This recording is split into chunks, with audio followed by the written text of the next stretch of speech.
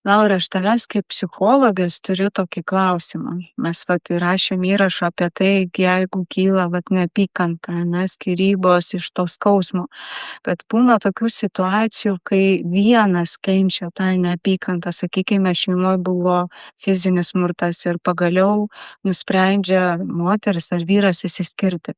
Ir jau tas kitas nebeprieina fiziškai, tada pradeda psichologinis smurtas. Sakykime, aš esu turėjusi situacijų, kai tėvas, kuris dažniausiai būna komandiruotėse, labai gerai finansiškai besilaikantis, nusprendė, kad dukrytę pasiimti iš mamos ir pradėjo įrodinėti teisme, kad mama alkoholikė, nors ten tikrai ne ta situacija. Ir specialiai ir policijos pareigūnus kviesdavo, ir seklius samdė, nes turi finansinius resursus ir ta moteris spaudžiama, ne? Arba turiu situacijų ir iš kitos pusės, kur, sakykime, moteris neduoda bendrauti su vaiku, vaikui nuteikinėja, pasakoja, koks tas tėtis blogas, kad tėtis mus paliko, nors kartais būna, kad nebūtinai, kad jie abu nusprendė nebegyventi, kažkokia buvo situacija, bet, iš tikrųjų, būna ir tam žmogui, teisiškai jis vis tiek turi gintis. Turi kažką daryti. Tarkim, jeigu tėtis nori bendrauti su vaiku, jis vis tiek turi imtis teisinių priemonių. Bet o ką tada daryti iš psichologinės pusės? Kaip išgyventi? Jo, labai geras, pasakymas, kaip išgyventi, nes aš girdžiu, kad, prieš tai tarsi moteris arba vyras kažkaip būdavo su tokiu žmogum, kuriame jau tikėtina ir reiškėsi kažkokia forma smurto, nes jeigu jau moteris arba vyras nusprendė išeiti iš šitų santykių, reiškėsi, tenai jau nebuvo kažkas gerai. Tai pirmas dalykas, kad tikėtis, kad toks žmogus linkęs į smurtavimą paleis lengvai ir sakys, tai viso gero, tai sėkmės, gero gyvenimo.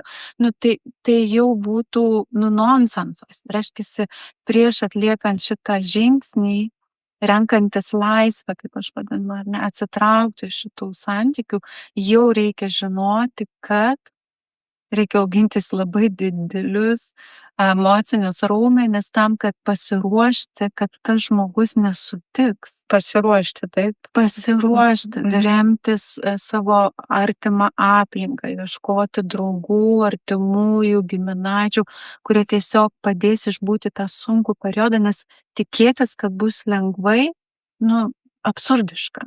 Jeigu jau žmogus į tai buvo linkęs ir tai tęsiasi jų gyvenimą, kad žmogus norėjo išeiti iš šitų santykių, reiškia, jau nusiteikti, kad bus labai labai sunku, jau tarsi pasirengimas, kad aš žinau, ko laukti.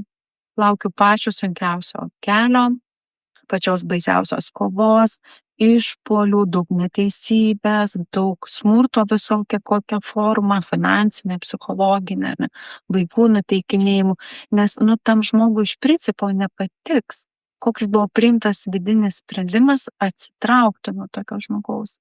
Tai jau tikėtis to, kad bus sunku, pirmas žingsnis, o kitas galėtų būti, kad kuo mažiau pilti žibalo į ugnį, kaip ten viskas ir taip, ar ne, bet čia iš tikrųjų reikia labai didelių resursų, nes aš įsivaizduoju žmogui patirti neteisybės jausmą, kad prieš jį yra visi kaip smurtaujama, ar ne, daroma, šantažuojamas, tas vaikai ar nenuteikiami. Įsivaizduokit, kaip yra sunku žmogui atlaikyti tokį krūvį, tai tiesiog, tai turėtų labai užgrūdinti. Ir čia tas išbuvimas su tuo, ko tu negali pakeisti. Tiesiog tame išbūti ir aišku turėti specialistą šalia, gerą advokatą turėti, ar ne, bet kuo mažiau pilant ugnį, ar ne, kad jos nekurstyti, iš tikrųjų kuo išmintingiau eiti tuo keliu ir savo nuolat kartuoti, kad ir tai praeis. Tai negalės vykti su begalybė, ar ne, vis tik tai praeis, bet ieškotis pagalbos iš tikrųjų, nes kelias bus labai sunkus, laisvė turi savo kainą.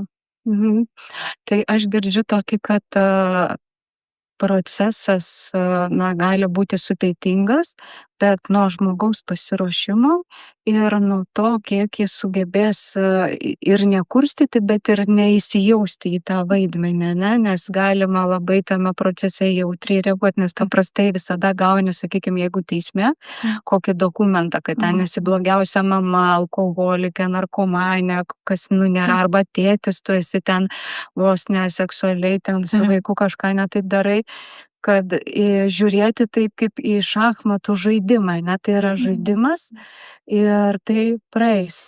Ir tai praeis, ir dar labai savo priminti, kad, vat, gavus visokius tokius šmeižimo faktus tarsi, ar ne, kad tu toks buvai, labai remtis į save, į savęs paklausti, ar aš tikrai toks esu.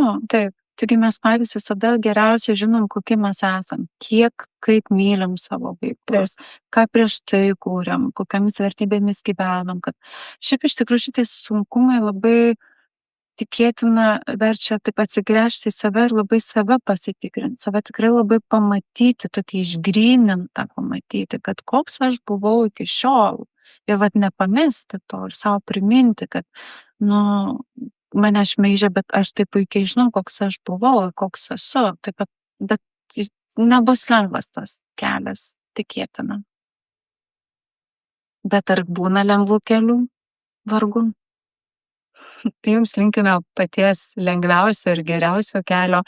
Ir iš tikrųjų tų istorijų yra labai daug ir skaudžių istorijų. Ir mano bent jau kaip advokatės ir mediatorės patarimas vis tiek visada ieškoti kompromiso, ieškoti sutarimo, nes galbūt netgi tas, kur smurtauja, galbūt jam reikia ar jai kažkokio sakinio ar kažkokios nuolaidos, galbūt kažko, ne, atsakyti ir savo į klausimus, kodėl aš tame pagaliau ir kodėl buvau 20 metų, 30 ar ten 15, 10, jūsgi pažįstate tą žmogų.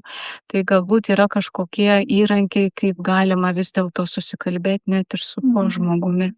Kažkuris išmintingesnis turi būti toje situacijoje, tad linkime jums tokių būtent.